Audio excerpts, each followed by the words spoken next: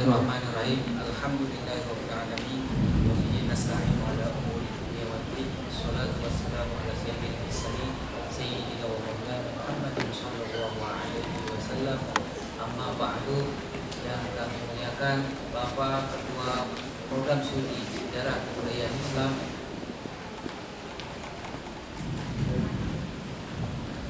yang kami muliakan Bapak Ketua Prodi Sejarah Budaya Islam Fakultas Adab dan Humaniora Universitas Islam Syariah Tunggal Jakarta beserta Sekretaris Prodi Ibu Solikatul Sa'diyah dan mahasiswi jurusan Sejarah Kebudayaan Islam yang saya hormati. Di tengah-tengah kita ada pembicara utama kita, penulis skenario Simponi Cisadane, juga tim kreatif di tukang ojek pengkolan, juga pernah main juga jadi tukang ojeknya. Bukan tukang ojek, yang ojek ya, penumpangnya. Ada juga Pak Johan yang saya hormati. Kami berdua pengampu mata kuliah yang memang kekhususan. Jadi arahnya teman-teman sejarah ini tidak seperti dulu. Kalau dulu kita lebih dititikkan pada penulisan dalam bentuk karya ilmiah begitu ya. Kedepan produk mahasiswa sejarah kebudayaan Islam bisa membuat film juga, sekaligus bisa menjadi artisnya. Itu harapannya. Tepuk tangan dong. Nah, jadi inspirasi kita selama ini mungkin ada teman-teman yang juga terbendung ya, karena di skripsi kadang-kadang kan namanya tulisan bahasanya lebih ilmiah ya, agak sulit. Ada teman-teman yang punya hobi, bakat gitu ya di dalam tulisan-tulisan yang tidak ilmiah. Jadi ini bisa diteruskan di dalam bentuk penulisan skenario film ataupun nanti dokumenter misalnya. Tapi dokumenter sejarah yang sekarang ada di TV-TV itu kan cenderung kaku ya. Kalau dilihat kayaknya membosankan ya, begitu aja yang ditampilin sequel film-film dokumenter yang kejadian pada waktu itu. Mungkin bisa nanti kedepannya teman-teman SKI ini yang menginisiasi, yang memulai pembaruan dokumenter sejarah tapi dengan gaya kekinian gitu ya. Indomie aja ada kekinian ya. Maka dokumenter juga harus ada yang kekinian gitu. Jadi teman-teman, inspirasi itu kan kemarin bisa muncul dari mana saja gitu. Dari otak kita kemudian kita teruskan dalam tulisan. Nah kali ini kita bukan hanya tulisan, tetapi kita teruskan lagi menjadi sebuah karya produk film, produk gambar bergerak gitu kurang lebihnya. Kalau sementara ini kan hanya tulisan saja. Jadi nanti kita akan mendapatkan wawasan dari Pak Bambang selaku sinias, bisa dikatakan gitu ya, atau pelaku lah, pelaku bukan aktor utama ya, bukan figuran gitu. Dan juga nanti mungkin ada masukan juga dari Pak Johan. Dari saya sebagai mengawali kegiatan ini, mudah-mudahan teman-teman bisa benar-benar ini bertanya. Kemarin saya sudah sampaikan supaya disiapkan pertanyaan-pertanyaan itu nanti diajukan ke Pak Bambang. Mudah-mudahan ini bisa menjadi nilai plus kita selaku mahasiswa sejarah budaya Islam ya.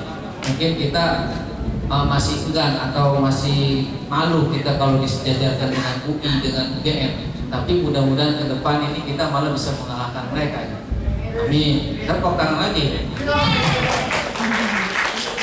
Baik, itu dari saya. Kurang lebihnya saya mohon maaf, nanti bisa disampaikan Pak Bambang langsung dari sesi tanya jawab maupun dari presentasinya. Selanjutnya mungkin ada tambahan dari Pak Johan, silakan. Terima kasih. Assalamualaikum warahmatullahi wabarakatuh. Waalaikumsalam warahmatullahi wabarakatuh. Yang saya muliakan Bapak Hajur SKI, Bapak Haji Nur Hasan, Ibu Sekjur, Ibu Solekatus Sa'diyah, teman-teman mahasiswa sekalian SKI semester 7 ya, ABC. Kita patut berbahagia pada siang yang cukup mendung sekarang ini kita masih bisa belajar, dan ini merupakan momen yang sangat langka ya. Kalau tadi Pak Kajur bilang bahwa besok kita kedatangan perwakilan dari Universitas Hawaii, nah ini sore ini Kamis ini kita juga tidak kalah penting kunjungan dari Pak Bambang Permadi ini. Jadi beliau ini luar biasa sekali ya. Saya tidak tertarik membicarakan hal lain. Saya langsung menjurus saja untuk memperkenalkan beliau. Jadi beliau ini benar-benar pelaku di mata saya. Pelaku segalanya begitu. Bukan hanya sebagai sutradara, sebagai lightning juga cerdas begitu. Bahkan ide-idenya, kebetulan Pak Bambang ini teman sekelas saya di magister ya. Jadi cukup mewarnai kalau diskusi itu. Kita dari sudut pandang sejarah, beliau ini dari sudut pandang perfilmannya. Jadi cukup memberi gambaran begitu. Ya, kaitannya dengan ya kita suka bertemu hari Rabu ya, mata kuliah dokumenter. Nah, ini Anda kan sudah mendapat beberapa gambaran ya, dari dokumenter yang paling sederhana yang dibuat oleh SMK sampai dengan yang cukup kompleks, yang terakhir itu ada seorang perempuan yang mengunjungi makam ya. Nah ini itu adalah beberapa gambaran yang bisa saya tampilkan kepada kalian gitu, sebagai bahan nanti untuk bagaimana menciptakan dokumenter ya paling tidak representatif lah gitu. Namun tentu saja itu tidak cukup ya, karena kami berdua ini, Pak Ilyas dan saya, ini latar belakangnya ya sejarawan gitu. Mungkin kedudukan kami berdua dalam struktur organisasi perfilman itu hanya sampai konsultan. Nah, seperti kalian bukan hanya konsultan tapi juga bisa sebagai pelaku seni gitu. Ya saya menekankan seni itu subjektif ya. Imajinasi, kemarin intuisi itu subjektif. Ada yang jawab kemarin intuisi spontan gitu. Spontanitas. Saya juga nggak ngerti spontanitas apa. Kayak orang jatuh juga spontan kan.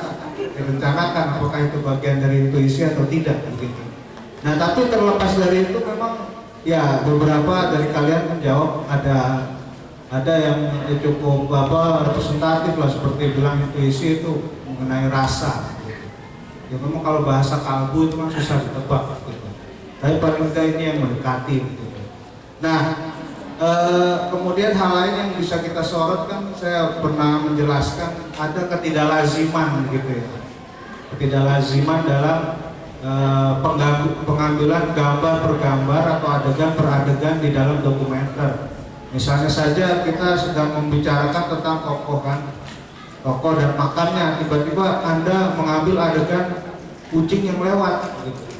Nah, meskipun kucing itu tidak ada kaitannya sama makam sejarah, tapi kalau kucing lewat ini Anda ambil, itu kenapa menjadi indah gitu.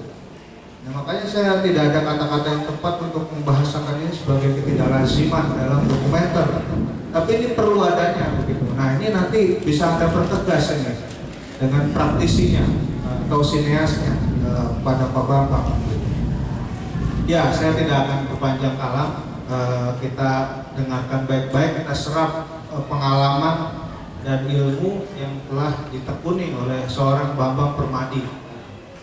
Jadi beliau ini bahkan kalau bisa merangkap, bisa dilihat ya kan sorot matanya yang tajam begitu. Jadi bahasa gesturnya atau gimmicknya ini benar-benar mewakili seseorang yang datang dari dunia seni peran. Jadi sejajar dengan Jose Rizal Manuah ini kan. Ada yang suka PKJ tuh. Ya silakan Pak Bambang.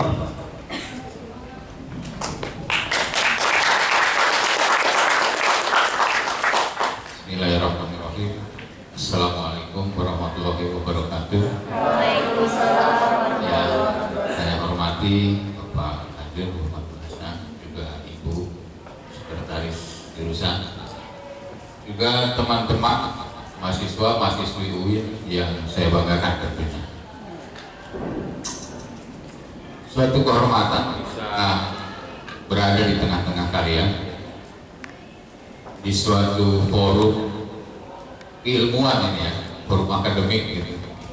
Saya tidak pernah membayangkan bahwa saya akan jadi ya paling tidak seorang narasumber yang keterangan-keterangan saya akan berguna bagi orang lain, mudah-mudahan diamalkan gitu. Makanya saya merasa sangat berbahagia pada sore hari ini. Saya perkenalkan diri sekali lagi, nama saya Bambang Permadi. Saya lahir nggak tahu kapan ya, nggak ada videonya tuh. Ya kata orang tua saya sih katanya udah 25 tahunan yang lalu terus belakang gitu. Padahal saya ngakunya baru 18 tahun yang lalu. Semuanya boleh klaim berapapun gitu, nggak ada bukti yang otentik. Nah, soal perdebatan bukti otentik ini tugas kita semua, tugas kalian, tugas kita semua, bahwa kita akan mendokumentasikan sequel dari kehidupan masyarakat kita. Inilah pentingnya bahwa selama ini kita sadari bahwa ya terus terang bangsa kita ini abai menulis sejarah. Satu kali saya ditugaskan melakukan riset untuk pembuatan film Majapahit, tentang Majapahit.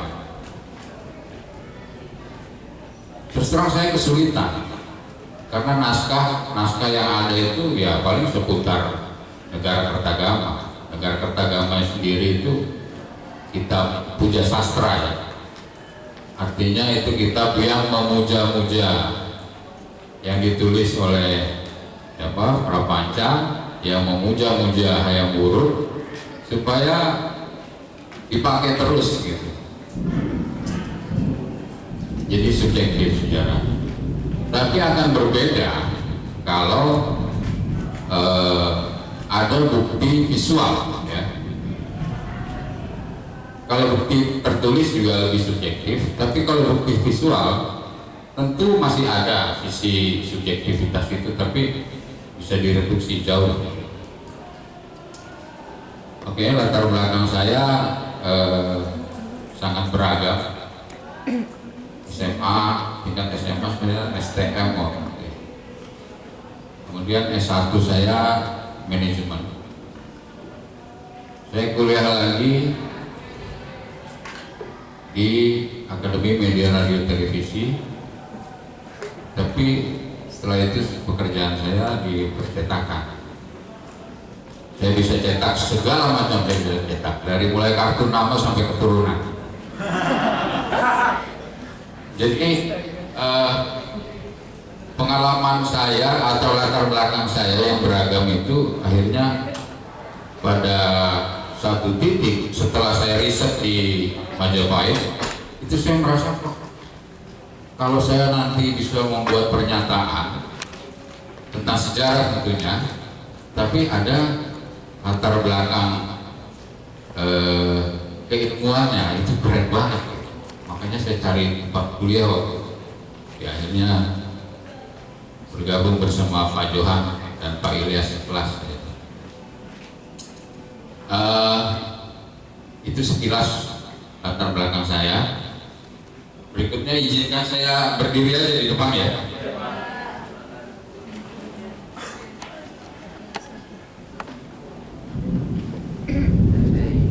Oh, baik.